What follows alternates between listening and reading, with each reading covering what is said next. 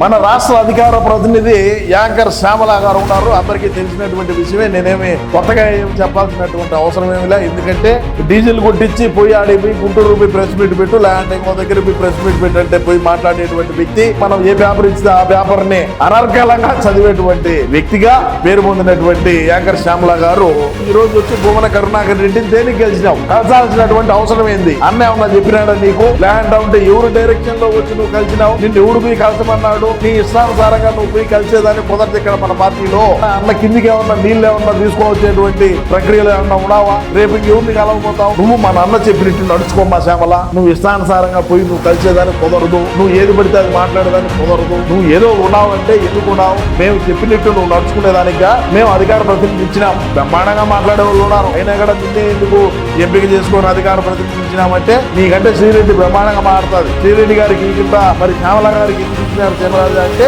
మనం ఇచ్చినటువంటి పేపర్ అనర్గళంగా చదివేటువంటి ఒక రంగ సంస్కర్తగా ఏమి మనం ఎన్నుకున్నాం కాబట్టి ఏమన్నా పెట్టాం అధికార ప్రతినిధిగా.